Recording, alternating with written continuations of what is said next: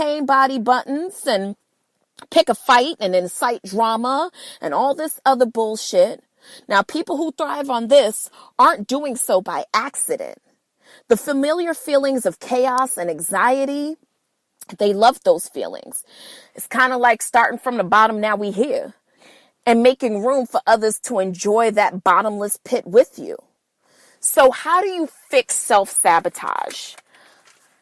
I've been wondering this for now quite some time, because honestly, self-sabotage is something that keeps many people from really thriving in who they are and what their purpose is meant to be. So I have at least 5 ways where you can counteract self-sabotage. Now get your pens and papers, kids, because this is going to be pretty good, and I really want us to get to a place where we make 2019 very fruitful for ourselves. So how do you stop self-sabotage? Number 1, you turn off the wish to make something that it isn't what it is. You can't undo your past or even your present for that matter, but that doesn't mean that you can't improve your future. So for example, taking situation Y. Say that you're in a relationship and you're in a relationship with someone to be engaged or whatever the case is. And you decide, oh, well, you know what? This is not working out. I really wish that it would, because I love this relationship and I love the comfort and the dis-ease. Notice I said the dis-ease because the word disease comes from the actual root word being dis and ease. I love the dis-ease of being in this kind of hapless situation. Instead of wishing for things, do you know what real stress is? Real stress and real struggle is your inability to accept things for what they are.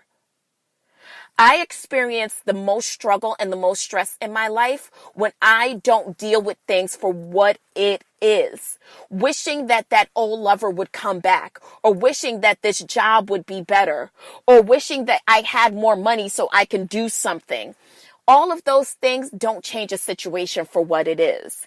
It is imperative that you accept things for what they are today and then build off of that. Use that opportunity to bounce yourself into a situation that is much better for yourself. Number 2, don't be afraid of your thoughts. We've talked about it on this show before, where people are oftentimes afraid to feel feelings. People just don't want to feel the things that they're truly feeling. So I'm having a thought that being in X relationship or being at this job or having this coworker, like I talked about at the very top of the show, this coworker who isn't pulling her weight, but oh my God, let me not think this way because she's really nice. And so I guess I shouldn't say anything and I shouldn't rock the boat. So I'll just suppress my thoughts. Now, the more that you deny yourself the opportunity to have certain thoughts is the more that you deny yourself the opportunity to work through said thoughts. It is imperative that we feel what we need to feel, because whether or not you know it, when we put the bottle over the lid of our feelings, think of it like a boiling pot. When you put a lid over a boiling pot, it doesn't stop the pot from boiling till it boils over and that water is all over your stove. Feel what you're feeling. Uncover those feelings and allow them to get out.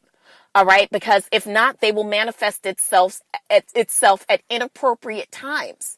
So feel what you're feeling. And that does not mean that you kind of like go Mortal Kombat style and just go out there and say whatever you want and do whatever you want. What that means is you give yourself the opportunity to digest what it is that you're feeling, and then you make it constructive so that you can get to the place where you can go from wishing to make something that it isn't to making it what it is. Number 3, do not bury your feelings. Guilt causes us to bury our feelings. Listen, feelings are different for everyone, and feelings can be tricky. The inability to unleash those feelings with with truth and honesty and the ability to convey a message that causes true change in the world is really what keeps a lot of us from going from good to great or even okay to good, right? Doesn't mean go out there with reckless abandon. It means acknowledging your feelings and don't make them spin out of control. So don't be afraid of your thoughts. Don't wish to turn things into something that it isn't. So turn off the wish to make a change to something and see it for what it is, right? And then also don't bury your feelings. Number 4, which is very important, and this is message for myself, procrastination. So it's 12 o'clock in the afternoon and you've eaten a whole fucking sleeve of Oreos, right? But you've been telling yourself that you're trying to go on a diet to lose weight, right? Right. So you just say to yourself, you know what? I'll start clean eating tomorrow. I'll take care of it tomorrow. And tomorrow never comes. Because for many of us, we think that the opportunity to stop self-sabotaging means the opportunity to give ourselves a brand new clean slate every time. Well, unfortunately, a clean slate is not always afforded to us. Sometimes we have to make the clean slate for the situation that we're in. We're not able to just go out there and find another job immediately. Sometimes we have to learn how to wipe the slate clean at the job that we're in order for us to get to that next level, right? So the clean slate mentality is cool, but let's face it, it's not reachable for many of us. Clean slate behavior creates dates, right? It's not about a clean slate. It's about a clean date. And for many of us, it's like, oh, you know what? I just had a new clean slate. I done bought myself all these workout clothes and bitch, I'm finna go to the gym. Well, buying yourself all new workout clothes is not a clean slate make. It just makes you have a different agenda in terms of going to the gym. Really what it is about recognizing that it's not about a new day. It's not about a new situation. It's not about a new outfit. It is about a different mentality towards the situation that you're working on. So if you think of it as less about requiring something new to happen or requiring a new day to happen, you can say, you know what? I'm starting right now because we are not guaranteed the future. All we're guaranteed is the present. And that's why it's called the present. So instead of waiting and procrastinating to give yourself the new opportunity to do for yourself what you can do right now, don't be a procrastinator, girl. Go ahead and start the things that you need to start today. And last but not least is the power of inertia.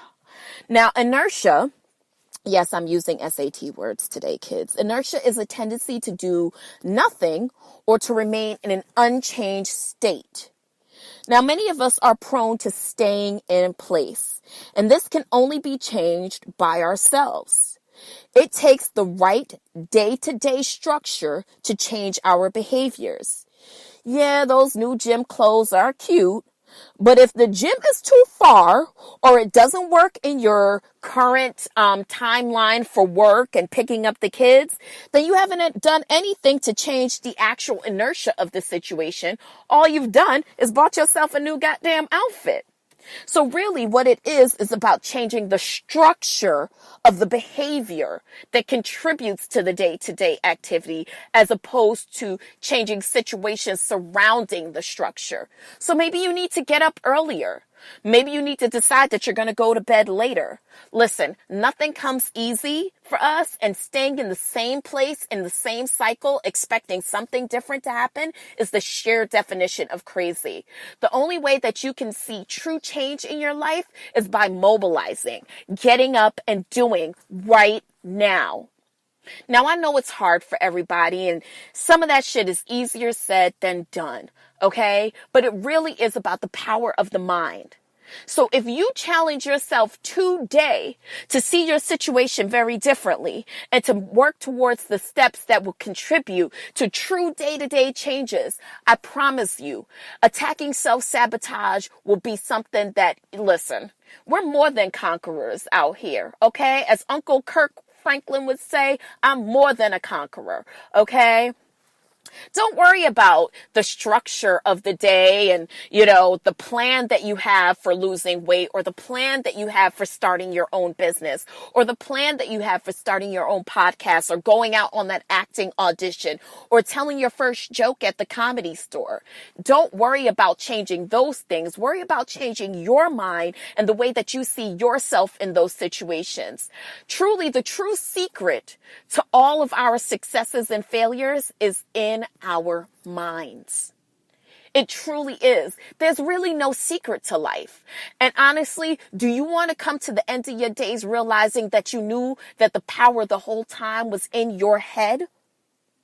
Learn that today, and you can really change everything about the trajectory of your life. So I hope that helped somebody out today, because honestly, I know what a challenge self-sabotage is. And it's not something that just adults go through. Kids go through it too. Being in school and acting up, knowing what it takes for them to be successful in those situations. And these are all learned patterns and behavior. So as opposed to wondering why your kid just doesn't want to be better, acknowledge the fact that self-sabotage is actually a mental illness. Self-sabotage is a mental illness. It's not just something that we do because we've had a bad day. For those of you who don't suffer through depression, or who don't have the feelings of anxiety, but who do suffer from procrastination or over self-medicating by the way of overeating or over drinking or over smoking. You're trying to numb something that keeps you from being an active part in life, which keeps you to the immobilization, which again brings us back to the inertia. All those things keep you immobile, right? If you've ever been afflicted with depression or anxiety or procrastination or self-debasing, you know that it can nearly cause you to be paralyzed, right?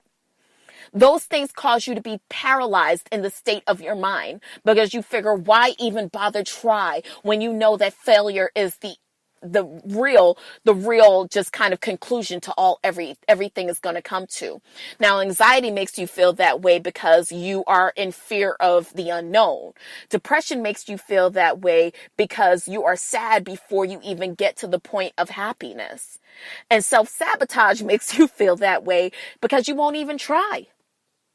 So really, the power is in your mind. So what I want to challenge you for this week is, instead of saying that you can't, do one thing that'll push you towards the trajectory of I can.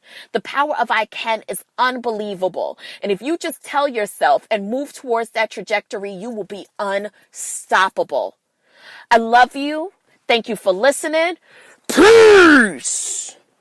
The podcast you just heard was made using Anchor. Ever thought about making your own podcast? Anchor makes it really easy for anyone to get started.